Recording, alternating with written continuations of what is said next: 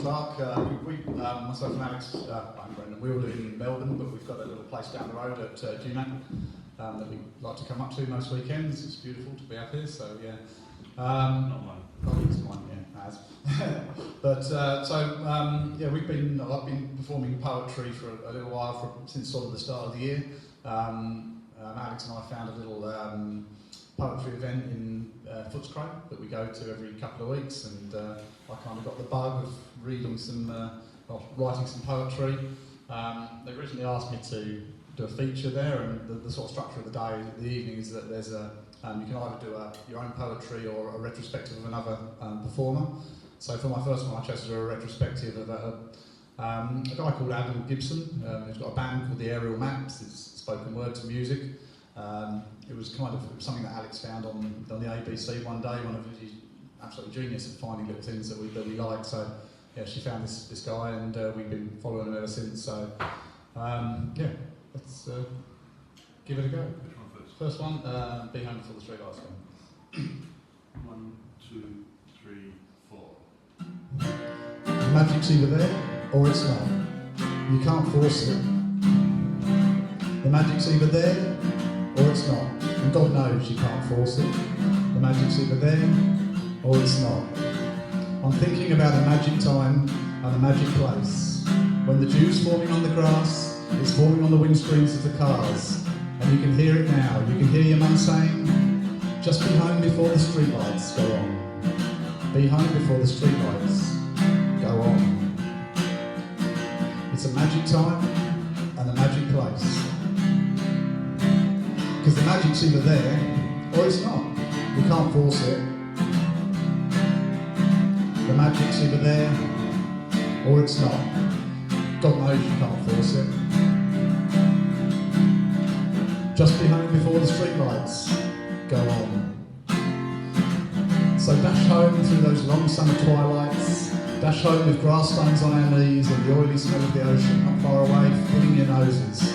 Dash home through those roast-filled kitchens, the barbecue backyards, the Sullivans on TV lounge rooms, the Onka Paringa bedrooms, and the Dennis Lilly driveways. Just be home before the streetlights go on. Because the magic's either there or it's not. You can't force it. The magic's either there or it's not. And no, you can't force it. So end that game of continuous tips. Light the last welcome spring, fire the final ball shooter, wrap up the slip and slide, pull the stumps from the ground, pick up the sloppy joes marking the try line, put your surfboard on your head and turn from the beach, because the day is over. The icing pole's eaten, the sunny boys sucked, Galaga switched off, and the piggies are flashing. Game over. Game over. Because the magic's either there or it's not, and you can't force it. You just have to be home before the streetlights go on. So straggle down those streets, run through the fences, up the boulevards, look for the flicker of the light, watch it shoot along the telegraph poles, and time it. Make sure you know the time of its arrival outside your mum's window. Exactly. The dew forming on the grass. Use the sound of the Mr. Whippy van coming around the corner. Just be home before the streetlights go on. Just be home before the streetlights go on. Just be home before the streetlights go on.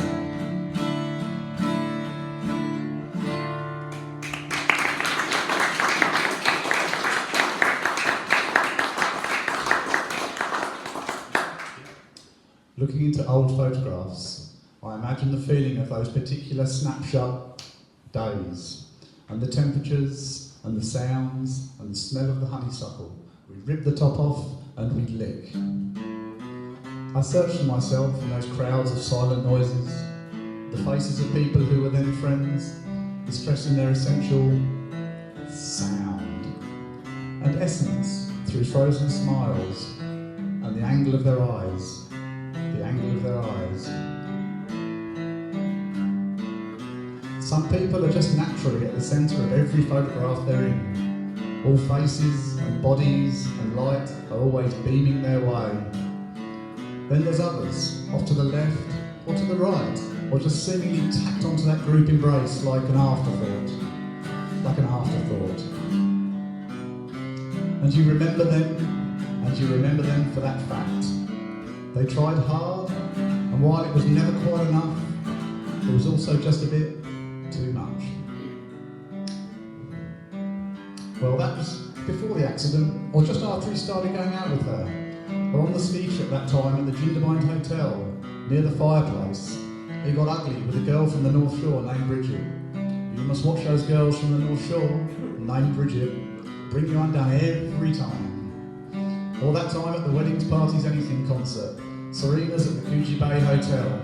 You crowd surfed all the way to the bar, came back with 2 Jim Beam and Cokes, crowd surfing still. You didn't spill a drop, didn't spill a drop, didn't spill a drop. That time we went to Townsville, all the rivers were dry, all the way, but we found a waterhole back there somewhere. We went swimming, feeling guilty, and we sang, all the rivers run dry, hunters and collectors.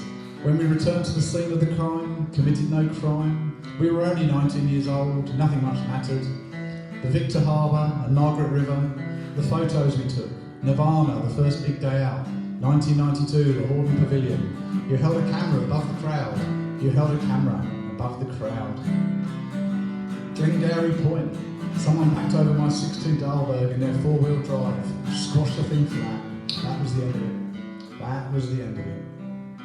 There's another time that I remember.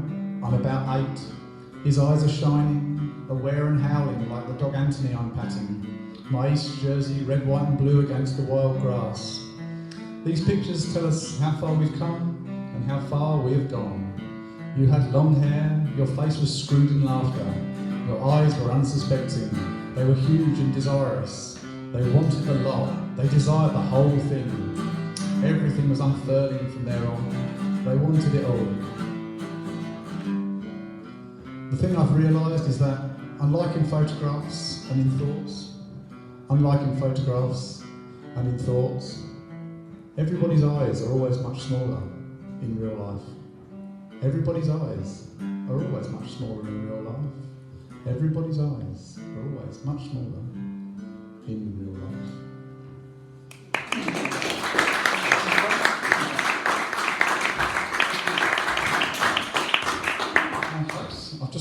I'll give you one of my poems while I'm here, just be a fairly quick one.